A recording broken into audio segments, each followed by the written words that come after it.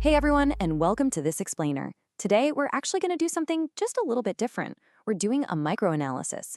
We're going to take a single, incredibly brief excerpt from The Architect of Attitude and basically put it right under the microscope.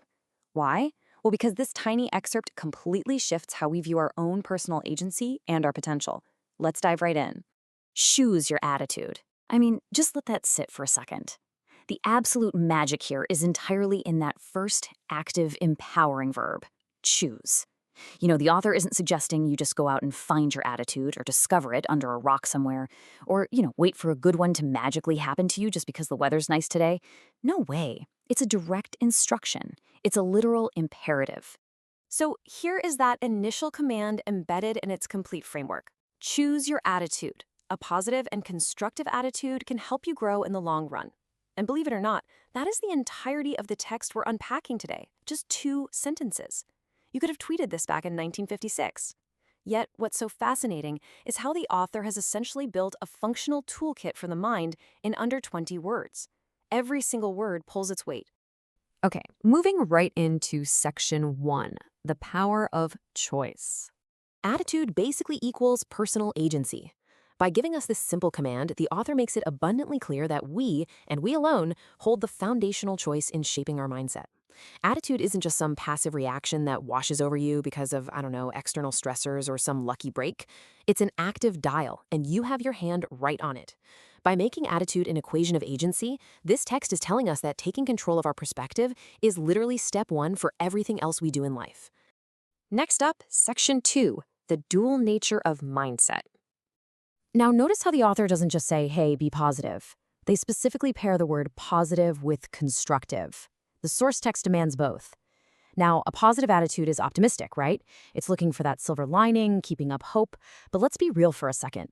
Simply being positive in a vacuum, it can be kind of passive. And that's exactly why the author immediately anchors it with constructive. Constructive means being actively useful. It means building towards an actual solution. It's taking that raw, feel-good optimism and putting it to work. You need the bright light of positivity for sure, but you absolutely need the hammer and nails of a constructive mindset to actually get anywhere. And that brings us to section 3, growth in the long run. Look at the explicit causal chain hidden right inside this tiny text. It's literally a 3-step formula. Step 1, the choice. That's you actively deciding your stance. Step 2, you enter that combined positive and constructive state that we just talked about. And finally, step 3, that specific state ultimately triggers growth. The author is mapping out a literal chain reaction for us here. You simply cannot get to step 3 without consciously executing step 1 and, of course, purposefully maintaining step 2. But to really wrap our heads around this, we have to factor in time. Let's walk through the timeline the author gives us. Now is the moment of the choice. The near future is you operating day-to-day in that constructive state. And then eventually we hit the long run where ultimate growth actually occurs. The text specifically promises this growth in the long run. This shows us a continuous trajectory.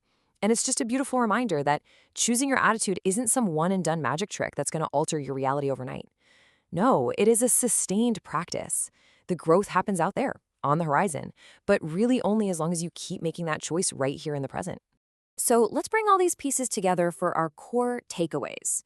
First, attitude is an active choice. You are the architect of it. Second, it requires both positive and constructive elements. So optimism perfectly paired with actual utility. And third, the ultimate goal, the whole reason we even do this mental work, is for long-term growth. It's honestly fascinating how just a few simple words can pack such a functional blueprint. Which leaves us with this final provocative question. I want to challenge you to directly apply the architect's directive starting today. What attitude will you choose for your long run? Seriously, think about the trajectory you want to be on. And remember, the power to start building it is a choice you can make right now. I really hope this explainer sparked some curiosity and gave you a brand new lens to look through today. Keep learning and keep building.